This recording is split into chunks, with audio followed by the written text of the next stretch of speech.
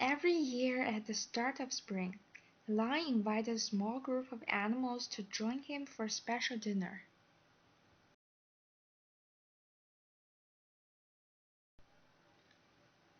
The ant had never dined with the king before. She was very nervous and wanted to make a good impression. When the day came, she arrived exactly on time, not a minute too soon or too late. Some time later, the beetle arrived, then the frog, the macaw, the warthog, the tortoise, the gorilla, the hippo, and the elephant. They were all late.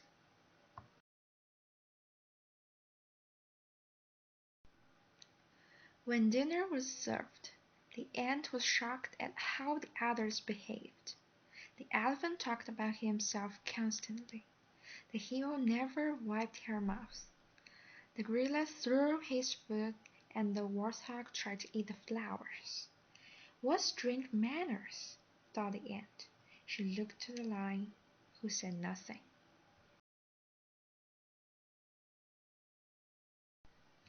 After dinner, the table was cleared, and a large cake was brought out for dessert. The lion passed it to the elephant. "Please help yourself," he said.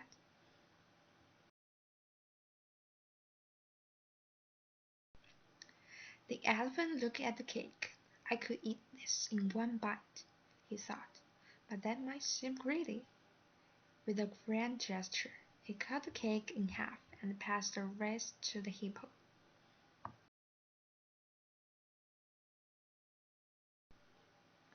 "What a pig," thought the hippo. "But if he's taking half, I'm taking half of what's left." She made a slice down the middle and handed the remaining 1/4 of the cake to the gorilla.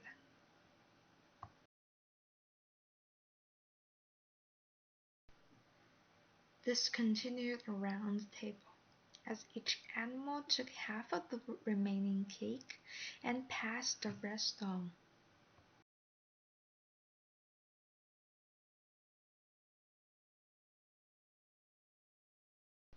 It finally reached the ant.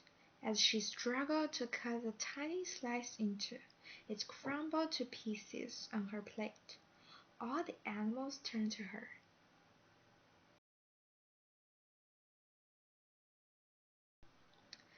The ant was mortified. Surely she would never be invited back. "My king," said the ant, "please forgive me. I am ashamed to say there's nothing left to share, but if you will allow, it would be my honor to bake a special strawberry sponge cake just for you tomorrow. It is my grandmother's recipe, and I think you will enjoy it." The king smiled. "Thank you," he said. "You are very generous."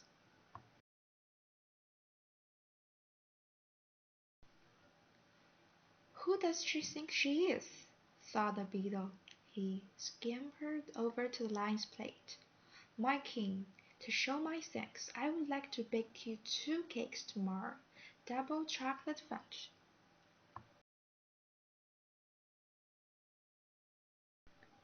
"Hey, king," said the frog, "I'm going to bake you 4 raspberry layer cakes tomorrow. That's twice as many."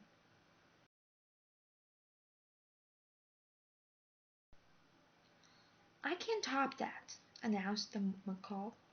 "I shall bake the king twice as many carrot cakes, 8, and he shall have them tomorrow."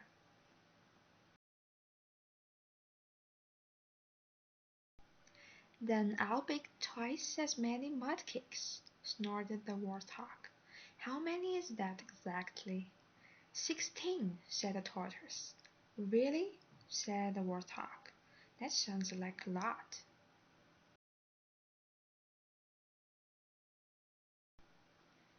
"Maybe for you," said the tortoise, "but I will happily bake twice that." 32. Apple walnut cakes will be ready by tomorrow afternoon.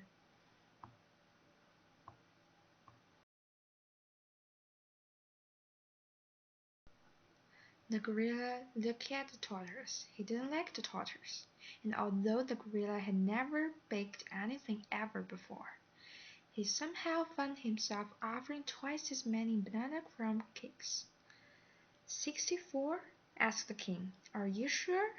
The gorilla nodded, but he didn't look sure.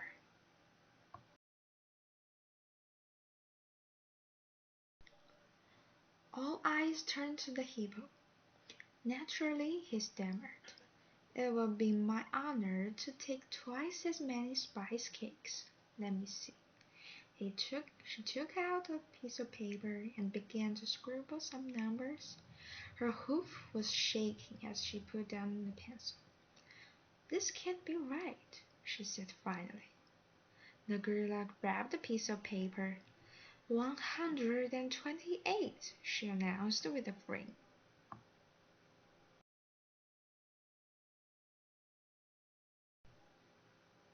The elephant was crestfallen, but he had to top the hippo.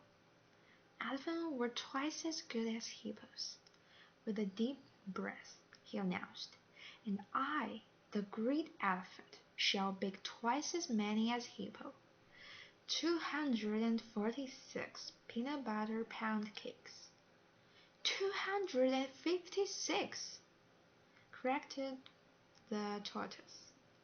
Oh, for goodness sake, cursed the elephant.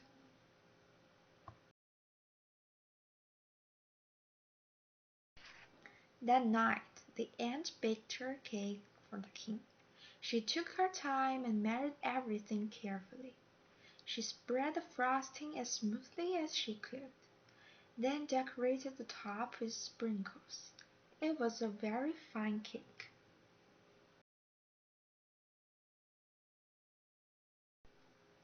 The next morning she delivered it to the king. "Such a fine cake," said the lion.